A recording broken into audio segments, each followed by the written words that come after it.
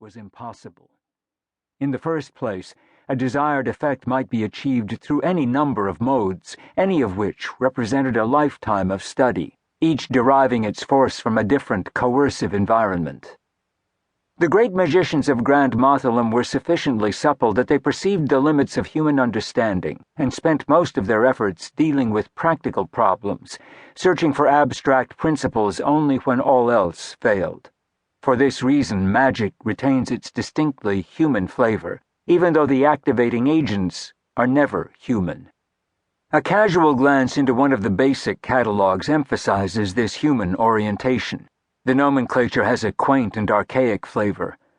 Looking into, for instance, Chapter 4 of Killiclaw's Primer of Practical Magic, Interpersonal Effectuations, one notices, indicted in bright purple ink, such terminology as Zarfajo's Physical Malapsy, Arnholt's Sequestrius Digitalia, Luther Brasnose's 12-fold Bounty, The Spell of Forlorn Insistment, Tinkler's Old-Fashioned Frust, Clambard's Reign of Long Nerves, The Green and Purple Postponement of Joy, Panguire's Triumphs of Discomfort, Lugweiler's Dismal Itch, Kulip's Nasal Enhancement, Roddel's Pervasion of the Incorrect Chord.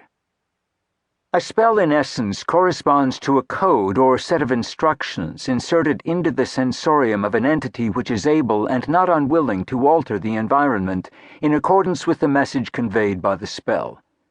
These entities are not necessarily intelligent, nor even sentient, and their conduct, from the tyro's point of view, is unpredictable, capricious, and dangerous. The most pliable and cooperative of these creatures range from the lowly and frail elementals through the Sandestans. More fractious entities are known by the Temujin as Daihak, which include demons and gods. A magician's power derives from the abilities of the entities he is able to control. Every magician of consequence employs one or more Sandestans. A few archmagicians of Grand Mothalem dared to employ the force of the lesser Daihaks. To recite, or even to list the names of these magicians, is to evoke wonder and awe. Their names tingle with power. Some of Grand Mothalem's most notable and dramatic were Fandale the Great, Amberlin the First, Amberlin the Second, Dibarchus Mayor, who studied under Fandale, Archmage Mael Lelio. He lived in a palace carved from a single moonstone. The Valpurials, the Green and Purple College, Zingzin, the Encyclopedist, Cairol, a Porphyrynchos, Calanctus, the Calm, Lorio, the Sorceress.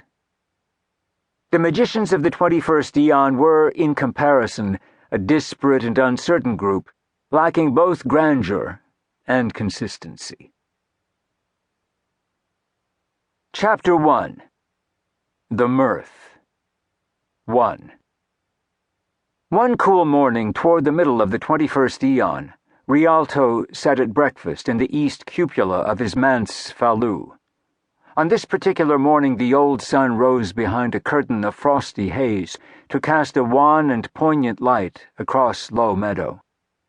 For reasons Rhialto could not define, he lacked appetite for his breakfast and gave only desultory attention to a dish of watercress, stewed persimmon, and sausage, in favor of strong tea and a rusk. Then, despite a dozen tasks awaiting him in his workroom, he sat back in his chair to gaze absently across the meadow, toward Ware Woods. In this mood of abstraction, his perceptions remained strangely sensitive. An insect settled upon the leaf of a nearby aspen tree. Rhialto took careful note of the angle at which it crooked its legs and the myriad red glints in its bulging eyes. Interesting and significant, thought Rhialto. After absorbing the insect's full import, Rhialto extended his attention to the landscape at large.